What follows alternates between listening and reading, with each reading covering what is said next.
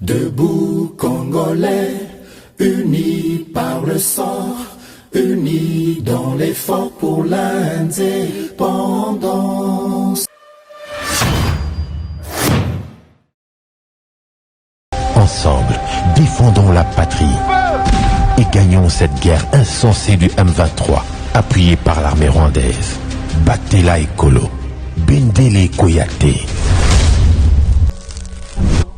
Vous êtes le bienvenu sur ces plateaux des éclairés, chers téléspectateurs, membres des Debout Congolais, na Pesibino Matondo Mingi, Pona Bolandi Pe Boponi, émission Debout Congolais, Bipa Union Sobozwami à travers République démocratique du Congo, et à travers Mokili Mobimba, Samba Olonga, à Pesibino Matondo Mingi Pe, bienvenue na actualité ya Mukolo ya Lelo. À la une actualité na biso toyeba ete après Bunagana basité à Kiwanja ya Ruchuru centre où ezalaki occupé par ba terroristes ya M23 ezali sous contrôle ya armée ougandaise. M23 azali ko continuer ko se retirer na ba zone nyonso bango bazalaki ko occuper. Certains jeunes congolais oyo bazali ba originaire ya Masisi pe dans les environs bazali pe ko profiter pe na situation pour na ko s'évader dans la nature, c'est-à-dire bazako zonge la vie na bango civil na kati ya ba région oyo bango bazali kotambola. Nous parlerons vraiment de ces retraits de M23 qui s'amplifient davantage. Bazali kotika ba zone nyonso oyo bango bazalaki ko occuper. Il se prépare à se retirer bien évidemment de Mabenga au nord Kivu. Donc, position à Bango également occupée et qu'on a occupée par l'armée ougandaise. Vous avez précisé à moi, capitaine, il y a armée ougandaise dans le cadre, il y a contingent, il y a EAC. Mais tous les alliés qui sont bazali ko se retirer, tous alliés ko mona. Pour quelle finalité? Qu'est-ce qui va se passer? Les alliés mitounes de plus en plus. Est-ce que zali victoire ya komona que ba M23 wana bazali kotika place na ba armée ya ba paya selon agenda ya Nairobi? Nous reviendrons sur ces sujets. Et c'est que le lieutenant général Chiwewe Christian, chef d'état-major général des forces armées de la République démocratique du Congo, a sali bongo descente na front dans les Masisi et les Nirangongo ce lundi 10 avril. Yemoko akei ko s'enquérir na situation azali na front et pas wapi yaki kotala makambo ndenge ezali kolekela kuna tokolobela pe sango wana sango ya mibale tokotala awa ezali likambo ya ministre na biso ya économie vice premier ministre Vital Kamerhe ye akitaki na Bukavu uta mokolo ya samedi kuna akendaki kote ya Fachi Beton a bengi bongo population ya Bukavu ba lutter contre détournement, corruption, pe fraude, mais aussi ba ko bannir oezali tribalisme. Mutuna ba congolais bazako mituna ba lobby est-ce qu'il y a zelaika ba nomination pour kitakuna ke ne ko s'enrôler après ça la ba meeting topé ezali occasion pour na ko se refaire santé politique. Mituneza bino biano ezali analyse to kosala biso nyonso. Et puis ba congolais bazako loba ba lobby est-ce que réellement union sacrée ezali ko inspirer confiance. Na sina saila ki analyse wana me bozongi si mituna nous en parlerons avant de chuter sur l'homélie Pascal Maloba ya Pasika oyo ebimaki na monoko tata cardinal na biso. Exhortation na yena ba congolais concernant proposition ya loi ya Noël Tchani ya talisi ba Kristo ya église catholique était loi wana ezali ko diviser ezali te pona ko unir mboka na biso ezali ko courir danger munene ya balkanisation. Il ne faut pas qu'une loi vienne encore pour nous diviser. Wana ezali position ya tata cardinal alobi solo to lokuta. Est-ce que ezali sentiment moko neutre to pe ezali sentiment moko mêlé na ba tendance pe na participation na kana ye moko na kati ya molili to kozongela ngo to kolobela pe lisanga bonganga ya memaki ekulusu ya munene na makambo etali vendredi. Donc nayebi te soki bobengaka yango nini mpona bino bakatholike boyebisa biso na ekulusa munene oyo amemaki ezalaki ya makambo na ye moko to ezalaki kaka mémoire ya Yesu Kristo. Pendant ce temps toyeba mpe ete na Katanga eza kochauffe baadepte to mpe bamembre ya parti ensemble ya Moïse Katumbi lokola honorable Christian Mwandu Kabulo ye azali juré kaka na candidature ya Moïse Katumbi. Alobi si Katumbi n'est pas candidat, le Katanga va se détacher de la République démocratique du Congo. Les Congolais bazali vraiment s'inquiéter de plus en plus. Est-ce qu'un Congolais de père et de mère a koki ko supporter que collaborateur na ye to pe moko ya batu bazanzinga nzinga na ye a tenir discours ya boye? Et sengeli pe to yeba ete Christian Mwandu azali mutu aliboso te azali ko tenir ba propos ya modèle oyo to pe alolenge oyo toyokaki ba propos oyo kozala lisusu tenu na munoko ya Jacques Ndala, un ancien prisonnier de la prison centrale de Makala. Kuna éducation ezalaki raté, bomoni ke ba propos na ye ezalaki toujours ya ko inciter na haine pe na ko inciter na division. Nous en parlerons avant de terminer cette mission. Naza déjà nesengo koyeba bino ebele na kolanda émission oyo Debout Congolais oyo ezalaka émission Tombola Bendele, émission esalaka ete biso nyonso to ezala miso ya kofungwama pona makambo etali mboka na biso. Nakanisi déjà place bozali bolobi abosani na bosani te tradition ya émission oyo esengaka na ngai toujours ko rappeler na bino ete justice ya Nzambe erataka mutu te. Justice ya Nzambe moto moko te aishapaka na contrôle nango. Soki oko échapper na contrôle na biso batu Nzambe ba échapaka yete. Soki ozo yiba to pozo sala batu mabe olobi mutu moko te azomona ngai, tu te trompes. Eza na lisu moko ezomona yo dans l'invisible. Oyo ko faire payer yo nyonso yo zali ko sala. Toye ba rete nyonso biso to zali ko sala, que ça soit le bien, que ça soit le mal. Ezali na litomba na yango. Si ce n'est pas sur cette terre des humains, sachez-le bien que même dans l'au-delà, vous finirez par payer les prix de vos actes. Alors que l'on n'a mabete parce que même la génération future na yo et qu'on risquer et récolter semences ya mabe na yo oyo zali ko sala. Ezala ka façon na ngai ya ko introduire émission pona ko yebisa biso ke to milengele, il n'est pas tard pour changer. To sala kaka obeye malamu po yango ezalaka nango na inconvénient moko ya mabete.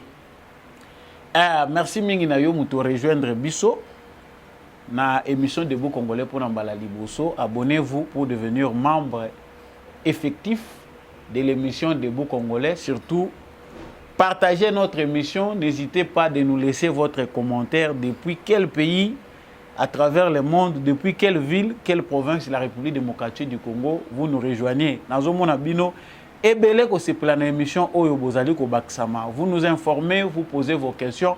Continuez à nous envoyer vos questions jusqu'à ce que vous Congolais, GCAM Télévision puisse être en mesure d'assurer la technique de manière à ce que ma question na bino ezala en live. Là tout de suite là je ne suis pas en mesure de vous répondre en live na bamituna na bino. Nazongi la kango na ba émission prochaine parce que boza ebele à quoi insister sur la même question. Boza ko senga ke bolé kaka en direct, contribuer aussi pour que cette émission, cette chaîne aille de l'avant. Là je rentre dans l'actualité. Toyokaki basangwete bunagana eza les susu na maboko ya ba terroriste ya M23 T ezali entre les mains de l'armée ougandaise dans le cadre de la force régionale de la communauté des États de l'Afrique de l'Est. Sika awa agenda na bango ba pesa ki balobaki que M23 il faut se retirer na ba zone nyonso ba territoire nyonso oyo azali ko occuper bakende ko se cantonner na Sabinyo kuna epai wapi processus ya suka ekosalema. Toyokaki représentant ambassadeur itinérant na yebite Serge Chibango oyo a représentaka chef de l'État chaque fois que bamakambo wana ezali koleka kuna atalisaki ete dialogue ezali te, négociation moko te ezali en cours entre gouvernement congolais na M23. Ce qui s'est fait a été bien précis selon l'agenda ya Nairobi na Luanda. Et salamaki biso nyonso toyokaki. Il y a des manipulations de toutes formes. Oyo bazali ko manipuler nango ba congolais qu'il y a des négociations secrètes qui se font entre le gouvernement congolais et les M23. Comment le gouvernement congolais peut-il aller négocier en catimini avec les M23 alors qu'il y a un agenda qui doit être respecté par les M23 selon les prescrits? Il y a Nairobi, na Luanda. Vous verrez que fake news est belé, manipulation ezali même de la part de pays voisins pour manipuler l'opinion congolaise parce que les Congolais yebi biso ke tolandela kana biso ma comité. Nous nous contentons des bribes et culture na biso ya information na Congo ezali ko sala keto à la victime de temps en temps na ya ba manipulateur. Mais awa bunagana batiki kiwanja pe Ruchuru centre ezali kokende na maboko ya armée ougandaise. Kuna pe ba M23 ba se retirer. Bazali ko se retirer lisusu na Kishanga o esengeli su balongwa. Bazali kaka na kati ya ko se retirer et c'est visible, la société civile en parle. Bango nyonso bazali ko lobela yango. Ba M23 wana bazali kokende wapi? Sachez bien qu'il y a des fils perdus. Hein, ba fils prodiges. Il y a République démocratique du Congo oyo pe bakendaki ko simiske na kati ya mouvement wana bake ko latisa ngo image moko ki ezali mouvement ya ba congolais bazali pe ko s'évader petit à petit dans la nature. Certains doivent partir parce que tant oza komona avenir est sombre parce que eloko nini bango basalaka na ba mouvement wana. La plupart des jeunes congolais qui se retrouvent soit des forces soit recrutés volontairement, ils vont parce que moi $100 yaka après 3 mois, 2 mois, ils allaient payer résultat moko ils allaient chômage. Nde mutezo ko sala ke bande ko na biso mususu ba finir par ko trahir nation. En train de chercher à faire, ils finissent par prendre ba minduki wana batio baza ko pesa bango koloba ke non toza ko défendre patrie, le gouvernement a signé des accords, tout ce qui se raconte là, et belé ba yebi yangoto. Ba munani pe na ba occasion, soki avanda kana kiwanja, to azala kana Kishanga, azana Masisi kuna na Bangomba. Tango baza ko se retirer azomona lisusu avenir te. Ba prometaki biso ke tango tokozwa Goma, ba ko pesa biso prime $1000 à chacun. Ndenge bandai ko kocha bango na mituke, soki Goma est tombé, chacun aura une cagnotte de $1000. Chikato mouye mayon, to bomana biso ndenge tolingi parce que arrivé à Goma, on va nous donner notre dû. Ba mona ba komo kende lisu Goma te. Destination est comme on noté, to reculer, to sana ndenge balobi wana. Dans les brouillards. Allez, mwana bendana comme on dit à Lingala ici. Mutuna mutu a commis obligé à banda ko réfléchir sur sort na ye démoralisation eza makasi na fief ya ba terroristes ya M23. Ceux qui résistent, ce sont des populations formées par Kagame, formées dans le service de renseignement, formées dans les mensonges. Bango wana nde mutu batikali ko résister, ce ne sont pas des Congolais. La plupart des Congolais oyo bakende ko s'aventurer ko kota na mouvement wana bazali ko kima ko rejoindre ba village na bango parce que ça facile pour na bango ko longola tenue ko boaka ko lata tenue civile ko kosa bato etango zozonga na mboka no butaki wapi onote na kende ko beta tour na Bukavu mais Bukavu meli bondenge nini ote chacun peut inventer ce qu'il veut. Mais nous savons qu'il y a des défections au sein du mouvement M23, basal sous intact T. La pression et l'équipe mingi qu'ils doivent céder, bazonga sima. Si vous avez une ration, Luka Kolia, Baoya et Rwanda, c'est facile, bakobenda na malembe, baké pembeni ya frontière, ravitaillement yeba lesi bango, bongo yo. Voilà petit à petit, tout ça qu'on s'approcher na oyo agenda ya Nairobi, na Luanda et Lubaki. La question qu'on se pose maintenant, nous Congolais, est-ce c'est une victoire, est-ce c'est un ouf de soulagement, ou c'est la balkanisation comme les autres sont en train de le dire? Bateau yo besoin qui Martin Fayoulou. Je n'ai pas eu beaucoup de temps pour aller fouiller tout, mais je vis quand même ce qu'il a raconté par rapport à sa vision, ce que lui pense. Alobi que tangouye abandaye kolobela makambouya balkanisation, les uns pensaient que ils allaient résultat ya ba penser naïe. Les gens voyaient la réalité autrement. Aujourd'hui, la balkanisation du Congo est réelle et visible pour tout le monde. Et cette balkanisation est facilitée par Félix Tshisekedi qui a été mal élu, qui n'a pas été élu, selon Martin Fayoulou. Yango lelo mboka ezali kokende na balkanisation parce que Félix Tshisekedi a kotibiso na communauté des États de l'Afrique de l'Est peut accueillir ko signer ba accord où ezali yangote.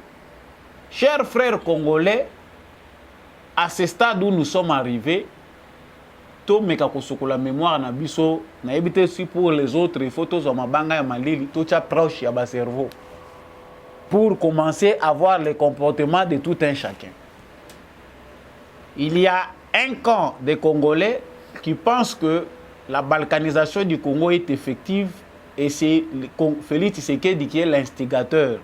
C'est lui qui a signé des accords secrets avec l'Ouganda et le Rwanda pour enfin leur livrer des territoires. Balati Sango Tshisekedi. Bato bazo kanisa bongo, Fayulu azako kanisa bongo. Cardinal Nabisope, à un moment, a kanisi bongo, même s'il n'a pas cité directement le nom de Tshisekedi, azako kanisa bongo.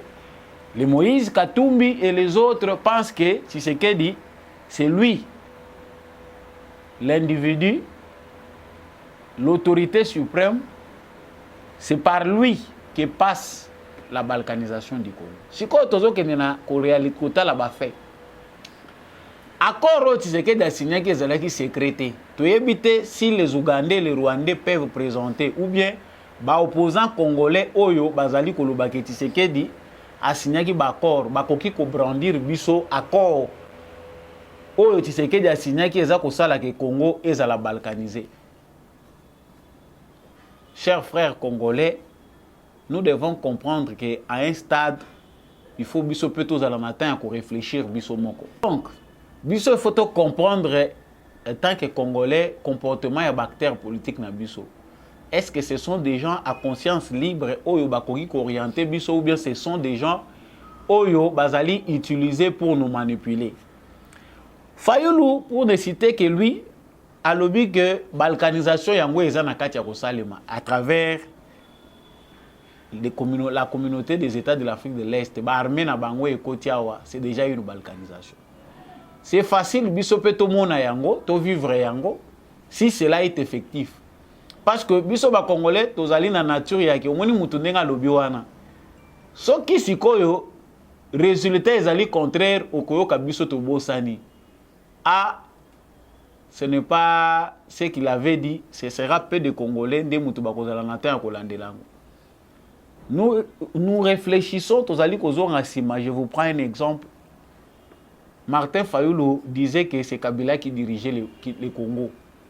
Félix Tshisekedi, Azali Moutou Azali nommé par Joseph Kabila. Rien, il ne fera absolument rien. Tout c'est Joseph Kabila qui va faire. Congolais belé bazan a tenté lelo ya ko meka ko analyser ko zonga na passé ko kende ko fouiller tout ce qu'il nous avait dit concernant Tshisekedi. Aujourd'hui, on voit Martin Fayoulou rejoindre les camps de Kabila à travers Bato Yé les lois Sangani na Bango. Là, les pillages systématiques bato ya zaye ko finga ke mituna bango ezo sala te pona Joseph Kabila baza ko vanda na Joseph Kabila abosa ni nyonso. Et comme il pense que la plupart des Congolais sont amnésiques, il revient sur scène avec une autre thèse. Maintenant, c'est le Congo qu'on veut balkaniser.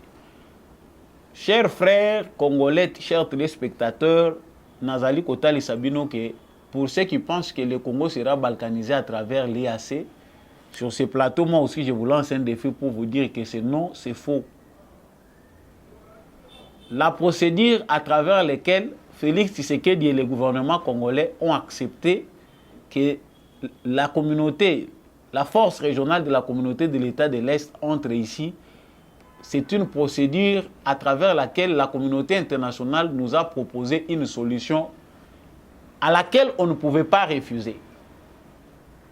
On ne pouvait pas refuser cette proposition parce que zala qui piège tendu na biso soki toboyango balinga balobake Congo ils ont besoin de solution inutile Congo esengaka aide na communauté internationale. En quelque sorte, il fallait que komema bango to koma na bango na point où il y a diplomatie wana. Tout en gardant notre vigilance. Bato bolanda analyse nanga bo trouver que naza bien équilibré na boya ki ko se pencher na mopanzi moko pour vous dire que bato wana bakoye ko kota chez nous. Mais c'est à nous de garder la vigilance parce que le gouvernement congolais n'a pas toujours le choix. Bakoti, toyebi ndenge nini to dénoncer, baza ko sala le côté parce que franchement, les Congolais aujourd'hui sont très éveillés. Ceux qui a kolala bazali mais ba Congolais quand même bande ko na biso ebele ya est ya République démocratique du Congo na bazone union soit conflit longonya na bino parce que grâce na bino tozala ki tout le temps kozwa ba élément il y a makamundeng eza koleka sur le terrain. Même eux-mêmes bayebi que ils n'ont pas droit à l'erreur parce que ba Congolais bazali na image moko négative ya bango. Na moindre erreur ezali koleka na presse. Tout le monde qui pendenge président de la République yemo kwa la musi li sous vigilance ba Congolais tango azali kolobela.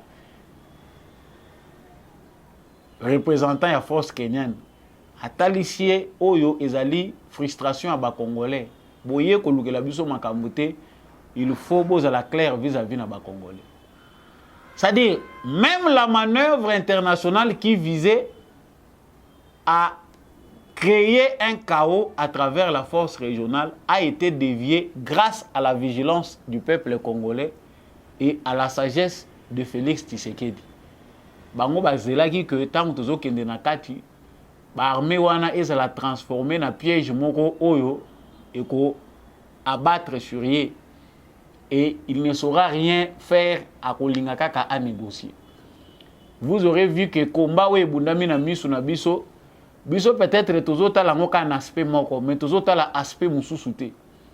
L'autre aspect c'est que Félix Tshisekedi a su résister face à une très grande influence ya complot moko international où ezali ko viser mutu na ye soit ko s'accaparer na Goma pour créer un chaos incontrôlable.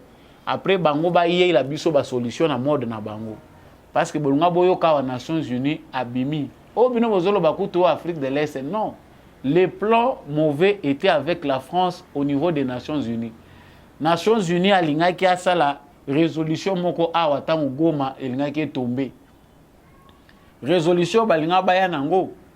Ne o nyonso tozolo ba balkanisation statut balingaki ba pesa na bazone wana nyonso. C'est dévié diplomatiquement. Nous ne pouvons pas continuer à considérer l'entrée des forces de l'EAC comme quelque chose qui a été fait. Si c'est qu'il y a commis une erreur, parce qu'il y a des gens qui insistent, hein, oh, ils ont erreur, maintenant comprendre qu'à ça l'erreur, il faut réparer. Non, il y a une différence entre commettre une erreur et manquer les choix. Il faut qu'on kende tout kende nango kaka. To yebi ke o bazo ya oyo, bazo piéger biso. Mais on n'a pas d'autre choix. Pour baya ko sangela biso bango nyonso te, ba isoler biso.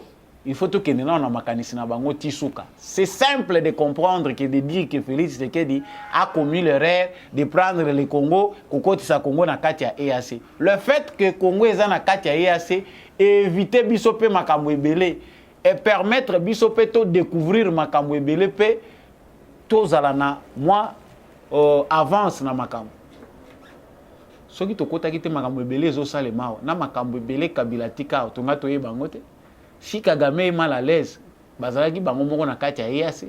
L'influence du Congo aujourd'hui dans l'EAC, peu importe makita na bango baza ko sala partout.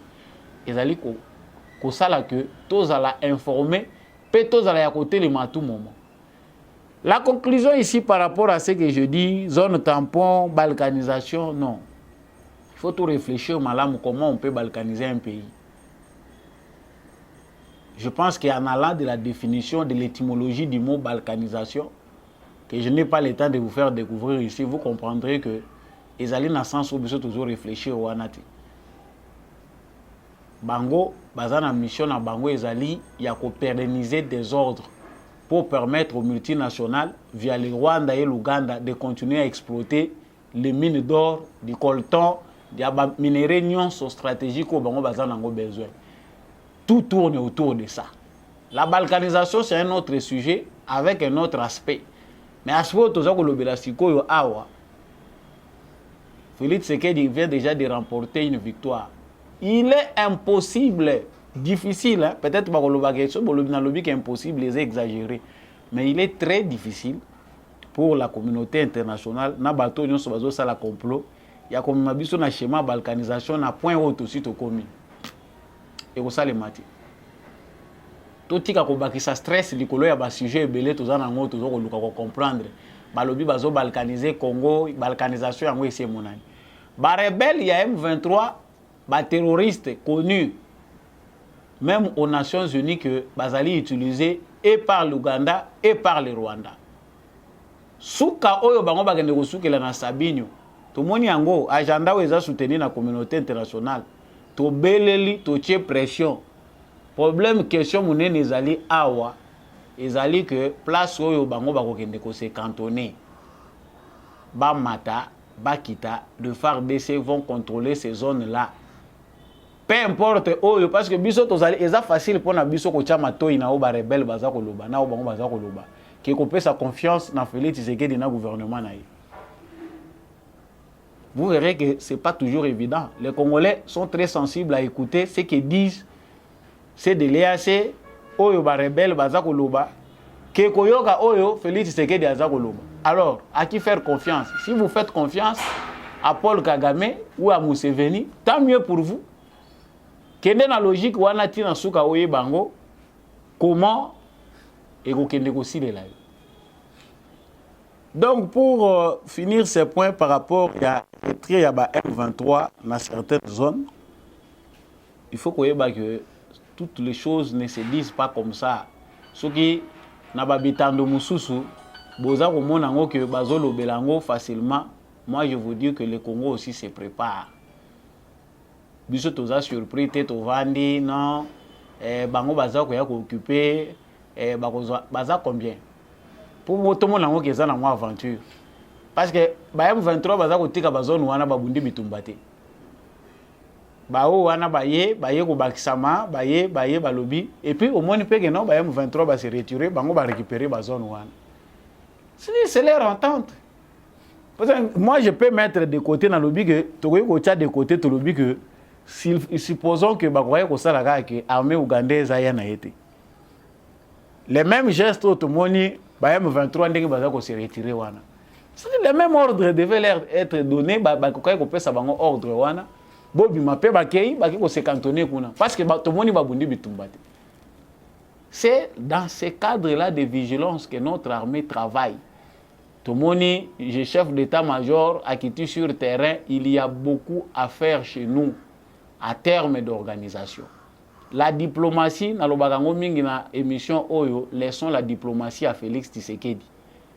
Bison stoko la ba diplomate te. Yana ba lokuta mususu, baza ko kosa na bango. Soki yo zui nango na contexte wana, tension, olali bien te, mboke kei, Tshisekedi azo sala nini, sikoyo, baza ko peksa FARDC.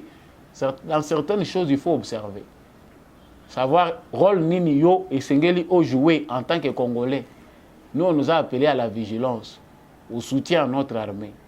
Balobi na ba oyo bazana makasi que il faut qu'on constitue ba groupe, il y a résistance. Tshisekedi il avait dit de manière claire.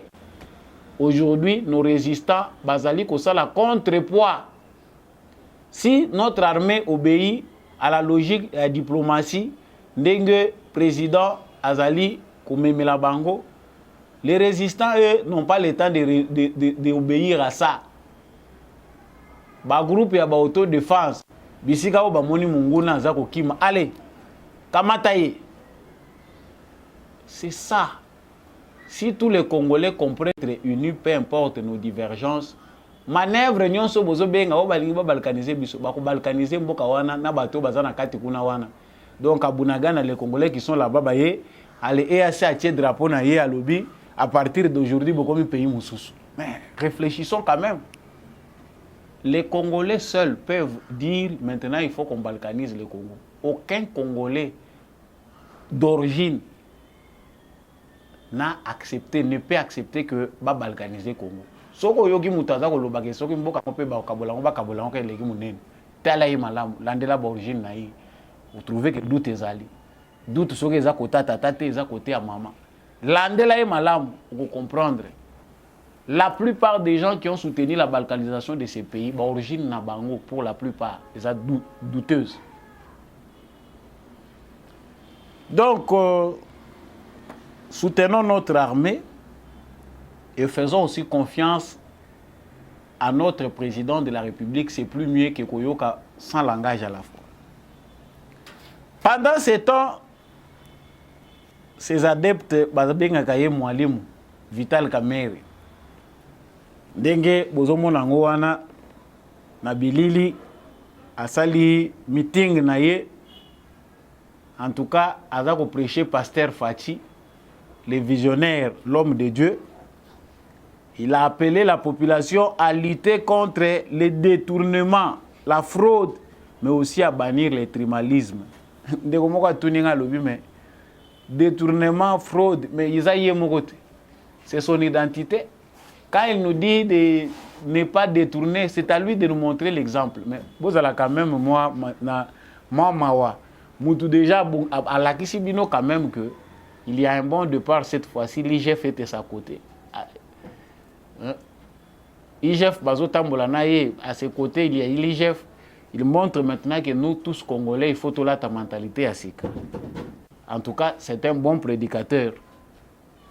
Accueilli à s'enrôler dans Bukavu, à sali appel dans la population à Bukavu, va s'enrôler massivement. Et puis, il faut soutenir le chef de l'État qui est un homme de Dieu, Moutou-Nzambe. Bato batuni Moutouna balobi, mais Banda Kalawana pone s'enrôler kité. Pourquoi Banda Kalawana makambo nyonso zo lobana alobaki ngote abanda ko zilana ba nomination, soki nomination est salami. Et là maintenant akoya aya ko prêcher. Dans tout ce que nous faisons sur terre, l'homme est un être d'intérêt. L'homme est foncièrement capitaliste. Nous zo loba atanzambe okuta kelibiso peine intérêt. Pour la louange, l'homme est un être de louange. C'est pour sa gloire que Dieu a créé l'homme. Donc, l'humain aussi ne doit être que basé sur son intérêt. Donc, Vital Kamerhe, Salagina, Kaliki, Zozilana, nous match Simba. Tant qu'on a moni que Bié Koti n'a filé à Mena Zongi. Et là, sincèrement, il faut trouver que notre ministre de l'économie, qui a du talent, selon Ndenge Tozakoyoka, qui a de l'expérience, on attend beaucoup de lui par rapport à Moussala, qui est des discours. Mais ce que les Congolais attendent pour l'instant, ce ne sont pas les discours, c'est le travail. Qualité à Moussala pour présenter Bisso Awa, Ndenga Lobaki avec la rigueur, on aura de bons résultats. Mais lui aussi, en tant que politicien, a déjà qu'on nettoie l'image, il se réfère santé politique. Bukavu est base naturelle. Et la base naturelle, il doit déjà lancer un nouveau départ.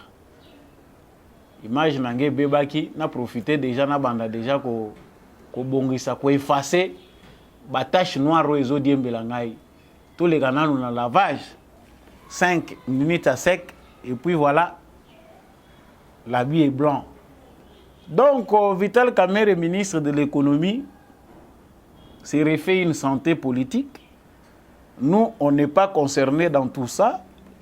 Ce qui nous concerne le plus, c'est l'unité des Congolais. Chaque pion qui est entré dans ce gouvernement, les nouveaux qui sont entrés, ils ont une mission.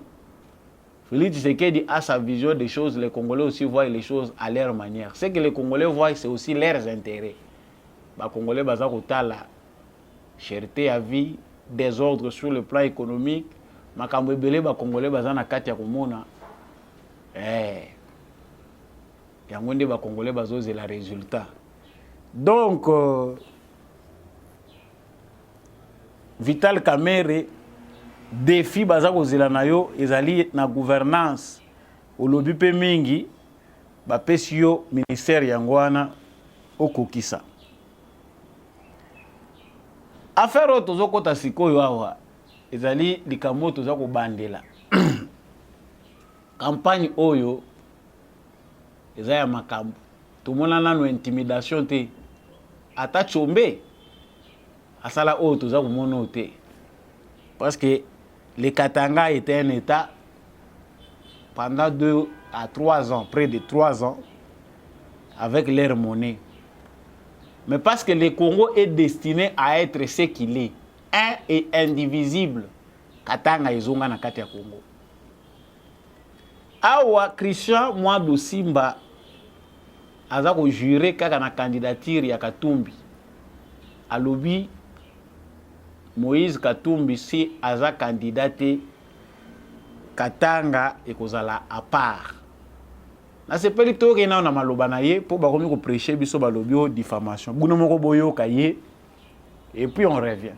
Il s'est offert un véritable bain de foule depuis sa résidence privée de Kalemi, chef-lieu de la province du Tanganyika, jusqu'au siège du parti cher au président Moïse Katumbi, aux côtés de cadres et militants. L'honorable Christian Mwandosimba Kabulo a parcouru quelques kilomètres à pied jusqu'à la coordination provinciale du Tanganyika. Le haut représentant de Ensemble pour la République dans le Grand Katanga, ses voix introduites par l'honorable Alexis Katempa, coordonnateur du parti.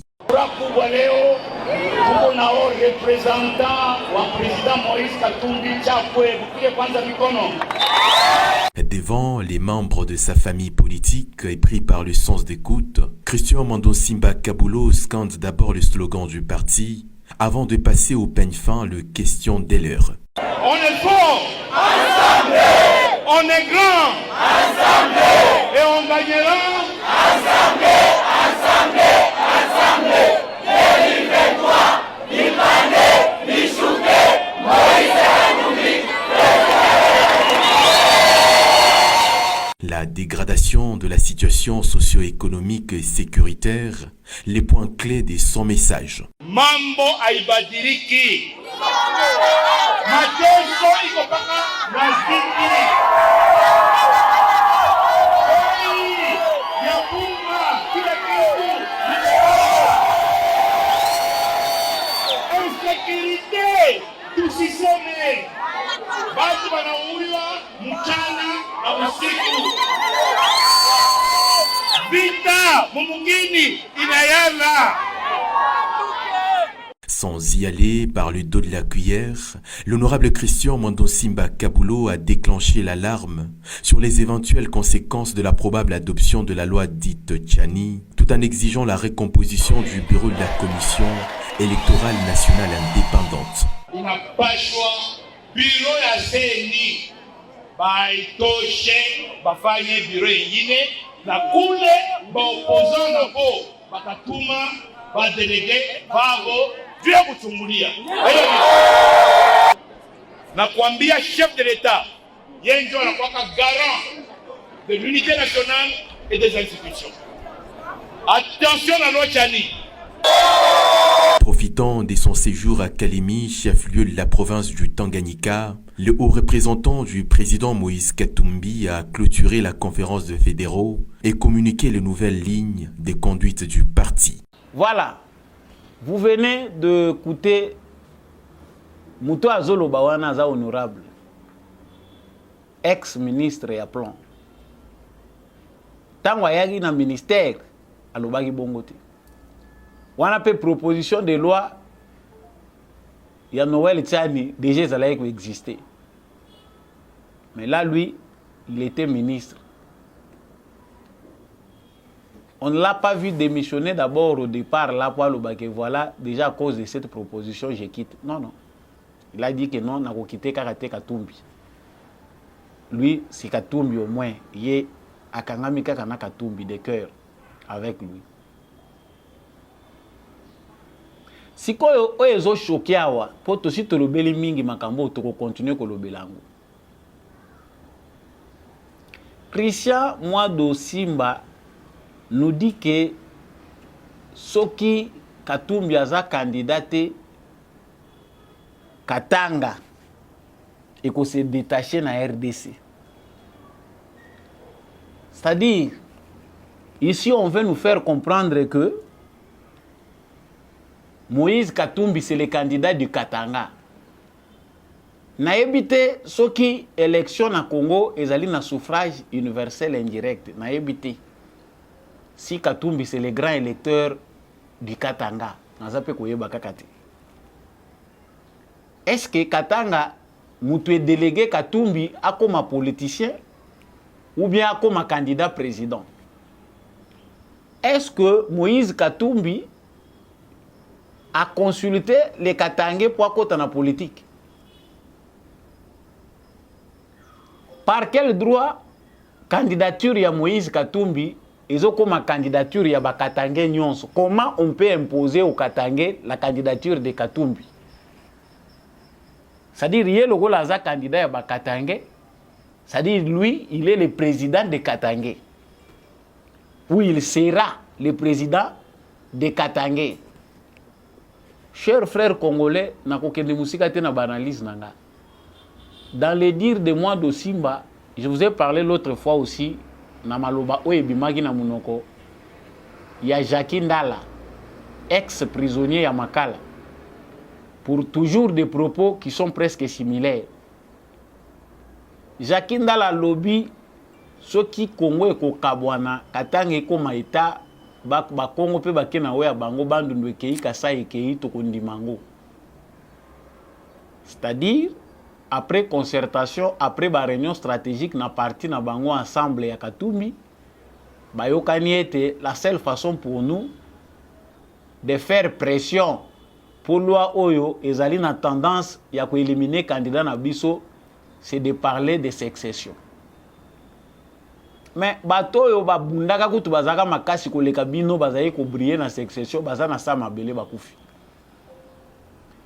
L'idée ici n'est pas seulement idée ya bato bazana Katumbi pamba. Il y a même des kabilistes qui sont derrière cette affaire.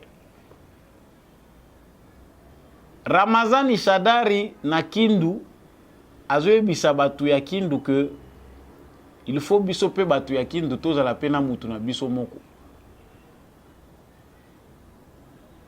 Il ne faut pas seulement tous les candidats au hier. Il faut que Kindu base la peine candidat na bango président.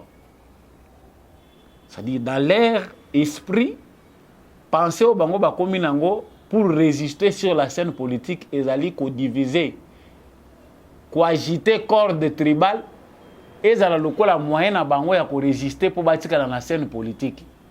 Moïse Katumbi sait que la politique de Félix Tshisekedi la politique basée sur l'amour et qu'on finir par enterrer bango tôt ou tard. Politiquement, ils seront tous enterrés. Basali siko politique moko base ya résistance balobi comment nous devons résister, il faut agiter la corde tribale comme ça s'est fait avec la Mouka. Liwa ya baba Kyungoyo ezali pe na vide munene tiki na Katanga parce que ce monsieur là était un poids lourd. Lelo ba brebis galeuse na ye likolo ya mbongo bakomi ko utiliser bango et pas ya Katumbi. Donc nous Congolais ce que nous devons retenir aujourd'hui ezali que menace ya succession ezali na ba individu ya ko compter na misapi baza ko loba na komba ba Katange nyonso balobi soki Katumbi azali candidat Katumbi et comme état Moussous. Ça, c'est une menace, même si elle ne va pas aboutir, mais c'est une menace à prendre, à ne pas prendre avec légèreté. Na mabongi sina bango, toyoki ba Moussous bazako lobaka kuna na Katanga balobi. Qu'est-ce qui fait que ba bataillon ba militaire rebelles à la awa alors que guerre ezate na Katanga, ba militaire rebelles bazako lukanini. C'est-à-dire na ba ambition na bango na ba complot na bango bazana ngo contre l'état. Bazana besoin ba créer ba rébellion. Ba moro toza ko mona tout le temps ba to bazako kufa na Katanga ensemble ya Katumbi. Na ba to PPRD ba ko yebisa biso vérité. Il faut qu'un chaos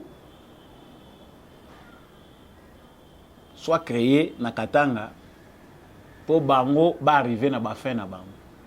Je le répète que lutte oyo bango baza ko mener ezali lutte pour exister politiquement.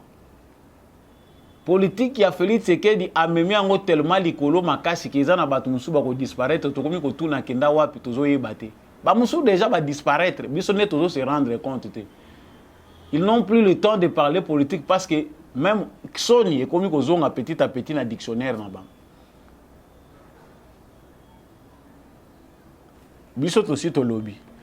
Ça dit bino bakatange bondimi que 2 3 parce que tant tous les bakatanga tous les bâti ah ils a soki 4 ils sont à kokabwana katango siko yo zolobela avec army ozolo bakatanga et kokoma et qu'on se détacher na Congo. Ezali Katanga, oya mubimba wana, to oyo lelo komi ba province mine. Voilà ce qui se passe lorsque place oyo esengeli o réfléchir en tant que Congolais librement, ezali misolo muté komi ko réfléchir na place na yo. Batu bateki conscience na bango na mbongo. Même les arguments n'ont plus leur place. Dans tout ça, quelle est la place de Katumbi? Katumbi pense qu'il a de bons défenseurs. Parce que comment parler d'un Congolais sérieux qui a des ambitions présidentielles, qui pense le bonheur de son Congo, qui peut écouter ses discours, peut attiquer Bango. Si Katumbi est réellement Congolais et qu'il a l'amour du Congo et des Congolais, est-ce que le discours wana ya ba cadre na ye et kotika est silencieux? Parce que c'est un discours venant de ses proches. Et c'est un discours ko pesa Katumbi kimia avandi. Vous avez déjà tous la réponse. Donc Moïse Katumbi n'est pas le candidat des Congolais. Moïse Katumbi représente les intérêts. Il y a ba homme d'affaires oyo balingi que Katumbi a continué à exister politiquement. S'il existe en politique, c'est-à-dire bango ba intérêt na bango ils a respecté. Alors il doit foncer, percer à Zalaka Kawana et jusqu'à créer même un chaos. Oh bazako benga sauveur et pas ba mususu, c'est lui de oh là. Tokoloba biso aussi to lobby. Pendant ce temps toujours notre cardinal, je parle du cardinal de l'église catholique, Fridolin Ambongo, a fait son homélie politique pour la Pâque. Je te dis na pasika, baza kote ya biso ba Congolais to bongo la mutema. Soki toyoki na munoko wa cardinal na biso azote ya biso ke sengeli to bongo la mitema, to tika moyibi, to tika koinana, to boya tribalisme. Nde na kanisi biso nyonso tolinga tozala na confiance parce que ezali ba mo oyo ezali ko diviser ba Congolais plus que oyo tata cardinal atie liboso. Na sepeli bolanda nanu discours ya tata cardinal na moi ba seconde ya moké. Initiative qui nous divise davantage plus qu'il nous unit. Au lieu de nous focaliser sur l'examen d'une telle loi qui nous divise, nous ferions plutôt mieux de nous resserrer les coudes pour déceler les jeux funestes des ennemis de notre patrie avec leur velléité de vandalisation de notre pays. Pendant que l'ennemi veut diviser notre pays, nous passons notre temps à nous diviser avec une loi sur la pauvreté qui peut avoir des conséquences extrêmement dangereuses pour l'unité de notre pays. Nous avons déjà des conflits à l'est. Tata Cardinal, Waneza Matea. Chaque fois que Tata Cardinal a une opinion, il a sous conférence de presse, il a bengisi, a sangisi, bana na nzambe, na occasion moko songolo pakala, nde a pesipe makanisi na ye. A makanisi na ye ezali ke loi oyo ezali ko diviser plus que ko unir. Mboka na biso ezali ko courir danger ya balkanisation. Yango ya monetina ya loi wana te séparatiste ezali ko diviser. Ba propos yango to monaki yango pe na Béchole. C'est-à-dire ba officiel pour quelques-uns et église catholique bazali d'accord te na proposition de loi wana. Na contexte ya démocratie eza nango mabete que citoyen moko peu importe rang na ye social apesa pe ou ezali makanisi na ye. Makanisi ya Tata Cardinal ezali kokota d'abord premièrement na contexte ya démocratie congolais nyonso azali libre ya ko se prononcer par rapport ya proposition songolo pakala. Mais tant tozo kota na muzindo. En quoi loi ya Noël Itani eza ko diviser ba congolais tant toza kotala ba illustration facile o biso tozali ko mona na société na biso. L'église catholique soko kei pona ko se présenter comme enseignant pour tangisa na catholique. Tata Cardinal a yebisi biso alobi que pour comme enseignant na église catholique il faut la kaka catholique pur. C'est-à-dire autant ba classe na catholique bandi bo mwana na yo na catholique nde okoki kozala enseignant na école catholique. So yo moni pona yo que par rapport ya culture, par rapport à la philosophie, par rapport à l'organisation de l'église catholique, qu'on soit enseignant ou à outil libanda, ils allaient dangereux pour le système catholique. Mais dans cette même logique, les cardinaux combattent une loi où ils allaient dangereux, qu'on soit moi na ou à outil na makila ya bapaya, qu'on chaye na ba poste clé ya ba institution na biso. Tolobanini. Tant qu'on peut total la proximité, totale l'histoire, tout le monde en tout cas, le cardinal ne fait que justifier la position de son camp. Il avait déjà soutenu son camp dans l'élection en 2018. Quand Oyazali, il n'a pas reconnu le pouvoir de Félix Tshisekedi. Pour naïe, Félix Tshisekedi était un tricheur. Il était dans les camps de Martin Fayoulou et de Moïse Katumbi. Le cardinal fait ce voyage à Zakokende, accueilli à Gekokutana na Moïse Katumbi. Le cardinal est très proche de lui parce que Uta ki kuna bazalaki na ye. Ba observateur église catholique ba pesa ki bango ba téléphone pona ko tala ba élection. Mbongo mususu bazwaki e utaki kuna même si bandimaki yango te. Maintenant quel crédit les Congolais peuvent accorder à de tels propos tant on yebi que maloba ya cardinal ole ezala église au milieu du village ezali nango maloba ya kamoko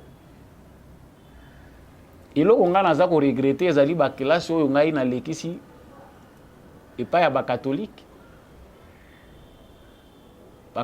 baza kotangisa bana malamu philosophie logique naza kotuna kaka carré logique wana Tata Cardinal azwaki yango te babe na biso bazwaki yango te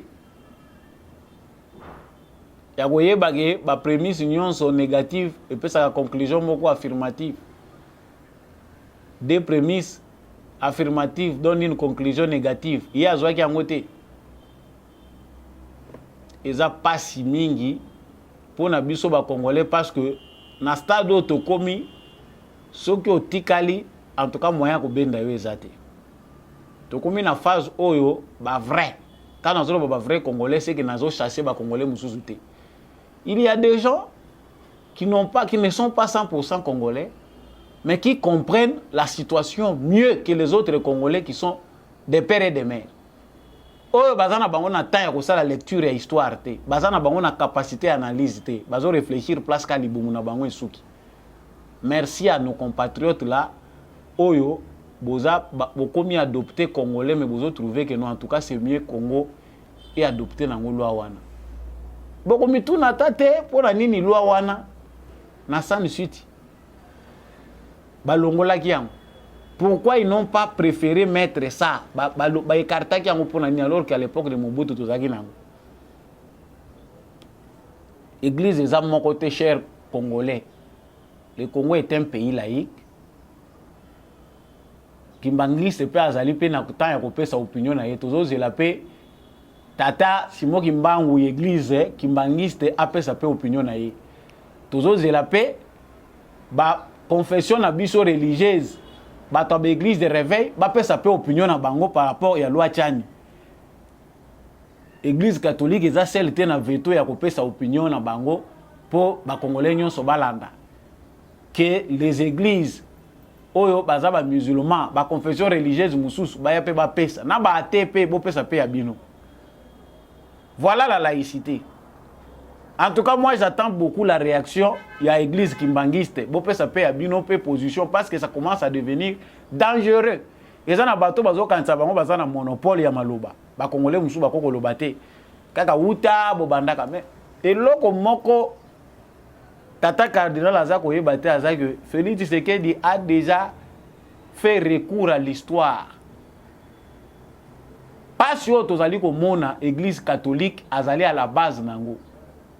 Si on a détruit nos ancêtres, on a détruit tout notre patrimoine culturel et spirituel, c'est à cause de l'église catholique. Ce qui le lot Félix Tshisekedi a accueilli Vatican, au moni accueilli à Koutanina papa, moni papa ya tie makolo wa changer maloba. Yo zo continuer ko insister na makambo eza yangote, c'est ko comprendre na nuté. Biso déjà to kei déjà ko zonga na histoire. Ezali kuna ne bandeli. Allez évangéliser les noirs, mais ne leur dites pas la vérité. Boko sabango kaka. Yango tilelo, biso photos à la nation molili. Donc ceux qui place église catholique ezali faut batuba za na molili. Je ne vous blesse pas, chers fidèles, chers croyants à l'église catholique. Je vous donne aussi une occasion bino pe bo sala ba réflexion tout en demeurant dans vos convictions. Barbarie, sauvagerie, ou salami awa na République démocratique du Congo. Pillage à ressources na biso. Colonisation sanglante. Traite des Noirs. Ça a été facilité par l'église catholique. Bon rappel la biso ma bête poto banda ko rappeler bino pe ma beignon so biso to moni na mboko likolo église catholique. Et ça à cause des individus oyo baza ko sepela na bango na miel na bango. Donc yo sepeli na yo na bonne vie. Allez, batunions son assiment, va vendre la capone à continuer qu'on aura un mensonge na bino. Ah, la laïcité doit s'affirmer, chers frères congolais. Bisonde sengeli total la histoire na biso malamu. Toye ba position ni sengeli biso tozwa. Toye qu'on continue te ko avancer aveuglement. Il y a beaucoup de gens aujourd'hui qui prient mais qui ne sont pas spirituels. À cause il y a mon lili au église catholique et côté sa biso. Il y a des gens aujourd'hui, bazako sambe la makasi, mais loin de Dieu. Pourquoi? Parce que ils sont colonisés même spirituellement. Mais toi, que colonisation est spirituelle. Ici et si li to limi angoli susu te makolo papa tchaki awa. Tu yaki ko boto la ya biso bozwaki. Voilà, avant de terminer cette émission, je vous fais rire. Na ebité ceux qui mabaya mikeza la quitté. Notre cher frère, cher compatriote de Sanga Bonganga, membre de l'Union sacrée, qui hier combattait Félix Tshisekedi, a même peu Koulousu nae. Kabakata ne Koulousu wana, ezalika mutuna ngate mutuna zolo bapoya kozongi pa na ngai yo te bino mo bomone lili. Etambola ki na ba réseaux sociaux kabakata ne Koulousu wana, eza masumu na ye ezaki belé. Ou bien, ils ont une illustration. Merci nasuki wana émission alelo esili nazaki ne sengo ya koyeba bino penda ebele boto molaka ka bendele ekolo Congo fierté ezali makasi ya kozala congolais. Dieu qui nous a créé congolais c'est le pourquoi kozala déçu te ya kozala congolais il faut kozala nango fier pe ko travailler pour to bénéficier na o nzamba pesi biso lokola richesse matériel, spirituel et tout ce qu'on peut dire là. Merci mingi na ndegombi à chaque fois na sima ya caméra oyopo émission lelo e comme la bino matondo mingi na apôtre Gérard Kabeya matondo mingi na bato nyonso oyo bazali kopesa biso vraiment soutien na bango bozali ko soutenir émission Debout Congolais et continuer au kende de l'avant. Je vous remercie où que vous soyez, je vous porte à cœur. Ngai na bino to monani na prochaine émission. Au revoir.